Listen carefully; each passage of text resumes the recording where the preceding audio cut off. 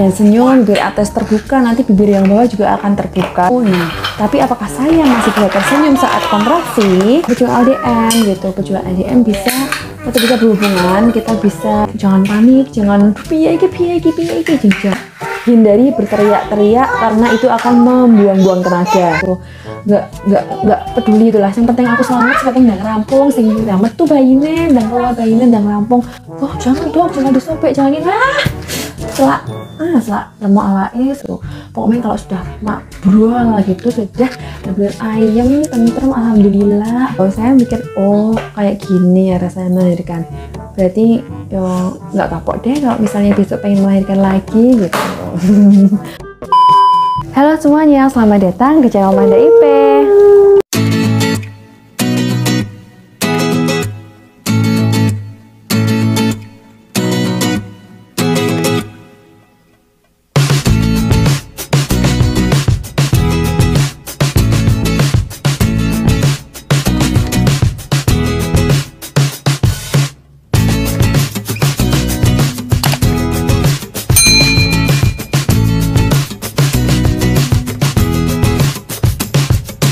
Assalamualaikum, kembali lagi dengan saya Mahda.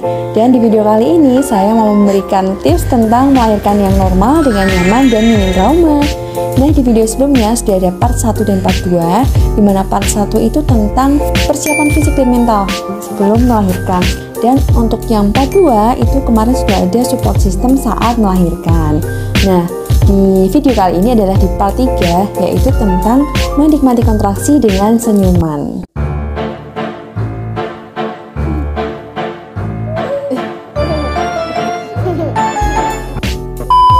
Nah, yakin masih bisa tersenyum seperti ini saat kita kontraksi itu? Nah, jawabannya nanti akan ada di video ini.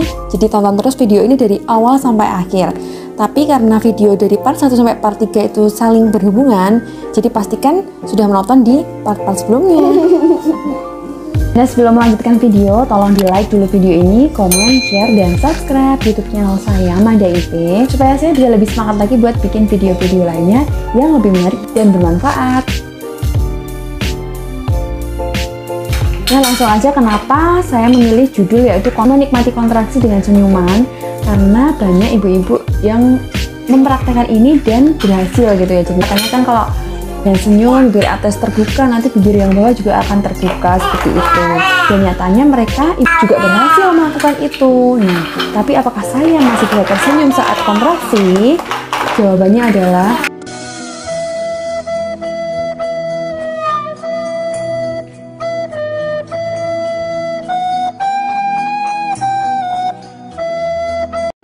sepertinya saya tidak menunjukkan senyuman, tapi saya menunjukkan kebahagiaan.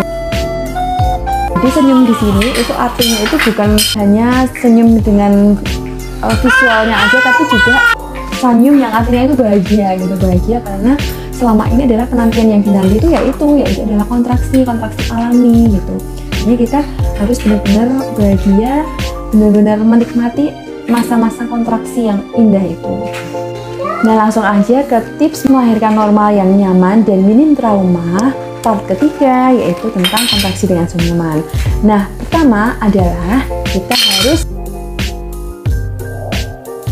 melakukan induksi alami. Untuk induksi alami ini kita sudah mulai mengusahakan ketika akan mendekati HPL. Jadi kita berusaha bagaimana caranya supaya kontraksi ini bisa datang dengan tepat waktu dan dengan alami ya, jadinya tidak perlu diinduksi gitu. Jadinya memang induksinya tuh alami. Ada banyak macamnya induksi alami, yaitu bisa dengan misalnya makanan seperti kurma atau nanas atau buah kiwi gitu ya. Pokoknya makanan-makanan yang bisa membantu datangnya kontraksi. Tapi perlu diingat, ini juga banyak mitos ya. Jadinya mitos makanan ini tuh sebenarnya bisa buat kontraksi enggak, berbahaya buat kesehatan ibu dan anak enggak gitu. Jadinya harus kita harus benar-benar cari tahu makanan-makanan itu yang aman gitu ya.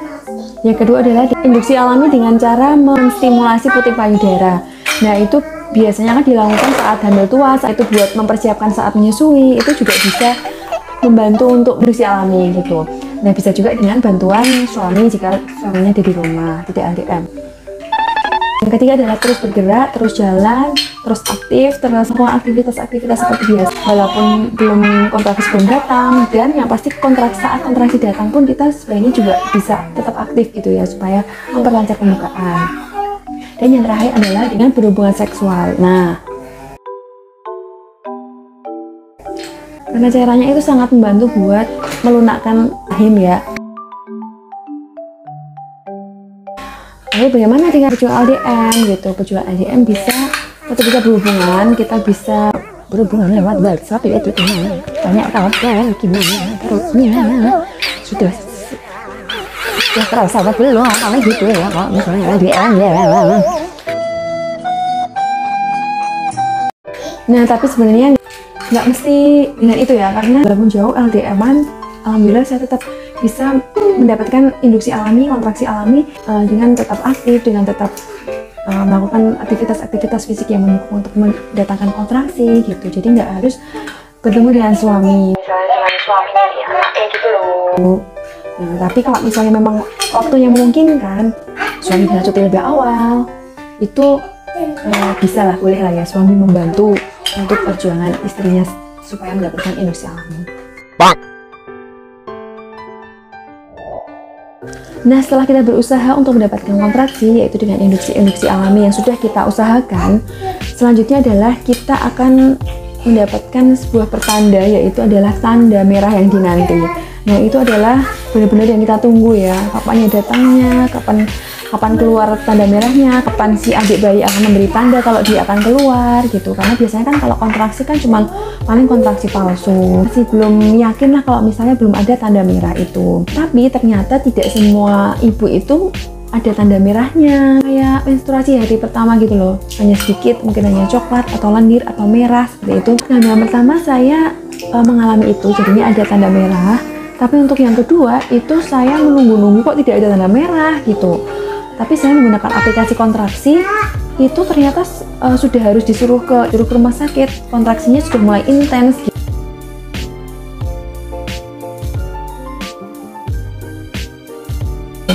Jadi nggak mesti ada tanda merah. Kita bisa menggunakan aplikasi penghitung kontraksi supaya kita bisa tahu bahwa memang kontraksi itu sudah intens, jadi kita bisa diarahkan untuk segera ke rumah sakit gitu. Takutnya kalau terjadi apa-apa di jalan atau masih di rumah ternyata kok udah bukaan lengkap tapi belum ada tenaga kesehatan yang malah brojol di jalan, itu kata saya khawatirnya gitu ya.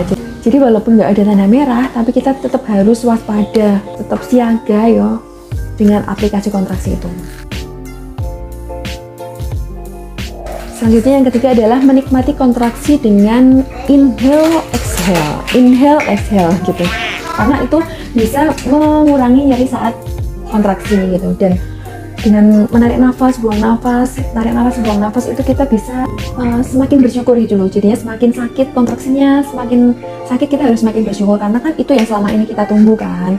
Dengan inhale exhale itu jadinya setiap hembusan nafas kita itu adalah jalan supaya kita bisa segera bertemu dengan anak kita gitu. Jadinya ya dengan inhale exhale itu kan kita jadi nggak panik, kita jadi pembukaannya juga jadi lebih cepat, mana kita lebih tenang gitu kan, jadinya lebih cepat lagi buat ketemu anak kita gitu. Jadinya tetap harus menikmati kontraksi dengan bahagia dan terus bersyukur. Yang keempat adalah mengajak ngobrol janin dan memberikan afirmasi positif. Itu sudah dijelaskan sebelumnya ya, kalau itu pasti ya sejak dalam kandungan, sejak mau melahirkan itu memang kita harus terus berkomunikasi dengan janin, tali pusatnya, air ketubannya, dengan janinnya gitu, supaya kita bisa saling bekerja sama gitu. Jadinya tidak hanya ibu saja yang berusaha dari luar, tapi si adik juga bisa pintar untuk mencari jalan keluar. Yang pintar ya dek, nyari jalannya ya. Ya itu seperti tadi, semakin sakit berarti kita harus semakin bersyukur karena dia sedang mencari jalannya. Semakin dekat juga supaya dia segera ada di dekatan kita. Nah, kalau saya sendiri, afirmasi positif saat saya melahirkan yaitu saya pasti bisa melalui ini. Setiap wanita yang melahirkan, setiap seorang calon ibu pasti akan mengalami ini. Saya bisa melalui sakit ini dan saya bisa melakukannya dengan lancar gitu, dengan tenang, dengan tetap tenang, tetap fokus, tetap bahagia gitu. Pokoknya yang baik-baik lah ya, jangan panik, jangan piye iki juga, jangan kayak gitu. Malah itu kalau misalnya panik jadi nafas kita jadi nggak beraturan, nanti pembukaannya juga akan lama, akan macet gitu. Tapi kalau kita tenang, kita relax, kita menikmati aja setiap sakit kita, itu nanti akan dimudahkan, dan setiap sakit kita juga nanti akan menjadi pahala juga buat kita, karena kan taruhannya hidup dan mati loh. Ini adalah jihad ya. Nah, yang kelima yaitu adalah cara untuk mengurangi kontraksi. Sudah sih ya sebenarnya inhale dan exhale, tapi tidak hanya dengan itu, tapi bisa dengan bantuan support system. Bisa dengan suami, bisa dengan ibu mertua, ibu kita gitu. Pokoknya siapa aja yang kita percaya untuk bisa menjaga kita saat kita menikmati kontraksi gitu. Ya kalau misalnya LDM, suaminya belum sampai atau masih di rantau gitu, kita bisa minta tolong sama ibu mertua kita atau saudara kita yang kita percaya gitu. Pokoknya dengan adanya dukungan dari orang terdekat itu sangat membantu kita mengurangi kontraksi ya. Jadi kalau saya sendiri, saya sangat membutuhkan bantuan. Saya minta tolong sama ibu-ibu saya itu untuk mengelus perut saya,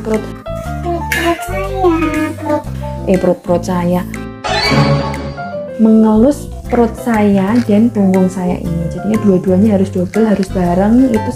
Itu menurut saya itu bisa mengurangi nyerinya saat kontraksi. Terus kita sambil inhale exhale gitu lah. Nah, selanjutnya kita bisa tetap bergerak saat kontraksi itu datang, misalnya dengan jalan-jalan di rumah sakit, mondar-mandir, naik turun tangga, tapi tetap diawasi ya keluarga atau susternya gitu. Atau bisa juga dengan menggunakan apa itu sih, bola itu. Nah itu juga bisa bola, terus muter-muter bola itu kan. Tapi ini juga nggak semuanya kondisi setiap ibu bisa ya, karena untuk kondisi tertentu seperti yang saat ketukan pecah ini itu kan nggak mungkin bergerak ya, jadinya hanya bisa di atas kasur miring ke kiri gitu. Jadinya untuk yang ada keluhan sehat-sehat aja gitu, kita bisa terus aktif saat menghadapi kontraksi itu. Selanjutnya adalah hindari berteriak-teriak karena itu akan membuang-buang tenaga. Nah, saya dulu pernah membaca cerita tentang seorang itu, yaitu dia itu juga melahirkannya dengan tenang, dengan tanpa teriakan gitu. Dan saya berusaha untuk mengikuti seperti itu supaya bisa lebih rileks lagi. Dan ternyata dengan tidak berteriak-teriak, aduh sakit gitu, itu akan membuang-buang tenaga banget. Padahal kita sangat membutuhkan banyak tenaga saat melahirkan gitu. Jadinya kita harus makan, harus mengumpulkan tenaga lah ya, minum mukari waktu itu, minum air putih, minum mukari, makan roti ya, karena lapar ya, saat kontraksi itu lapar ya. Tapi hanya untuk kondisi tertentu ya, yang tidak diharuskan untuk puasa seperti itu. Nah kita memang harus paling enggak itu mengumpulkan tenaga kita dengan menghemat tenaga, dengan tidak berteriak-teriak, dengan bisa menahan rasa sakit itu dengan mengucap doa gitu, karena nanti akan ada doa-doanya. Pasti ya, kalau kontraksi itu pasti sakit, jadi nggak usah teriak-teriak bilang aduh sakit, itu udah tahu kalau itu sakit. Dan yang penting fokusnya kita itu gimana caranya buat mengurangi sakit, yaitu dengan cara-cara yang tadi itu. Selanjutnya adalah doa saat melahirkan. Jadi berhubungan dengan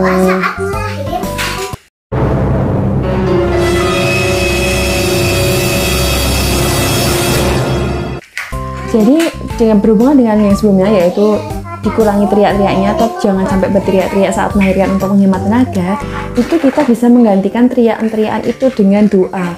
Paling enggak kalau misalnya kita nggak bisa doanya atau ngeblank doanya, yaitu kita bisa mengucap nama Allah atau istighfar, astagfirullahaladzim, diampuni segala dosanya, supaya kita dimudahkan buat proses melahirkan ini gitu. Kita jadi lebih tenang lagi karena mengingat Allah gitu. Nah, untuk doa-doanya, saya saat itu menggunakan doanya Nabi Yunus ya, waktu di dalam perut ikan itu loh, yang Bismillahirrahmanirrahim, la ilaha illa anta subhanaka inni kuntu minadz dzalimin gitu. Artinya itu tiada Tuhan selain Engkau dan Maha Suci Engkau, dan aku adalah termasuk orang yang zalim gitu. Dengan doa itu tuh kita mengakui bahwa kita percaya sama Allah, kita mengakui bahwa kita tuh banyak dosa.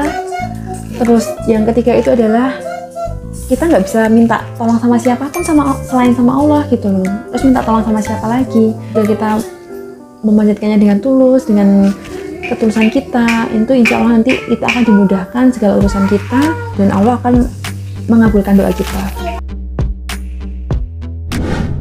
Selanjutnya, kalau kita sudah merasa pengen ngeden gitu, ada dorongan dari dalam, itu kita harus bisa mengikuti perintah dokter. Jadi jangan sampai kita ngeden sendiri, pengen keluar sendiri, sak penake kita sendiri, tapi kita harus sesuai dengan perintah dokter gitu. Jadinya kalau memang sudah disuruh ngeden keluar baru keluar gitu, karena kalau misalnya salah nanti kita ngeden tanpa pemantauan dokter bisa-bisa menghambat jalan lahir jadi bengkak dan nanti akan kesulitan untuk melahirkan. Jadinya kita memang harus sabar untuk menunggu dokter. Saat kita pengen ngeden itu kayak kita lagi pup gitu loh, rasanya itu kayak mau pup tapi harus ditahan, nggak boleh dikeluarin dulu gitu, harus ditahan dulu. Terus rasanya kayak gitu itu. Kita setelah pembukaan lengkap itu masih harus sabar lagi.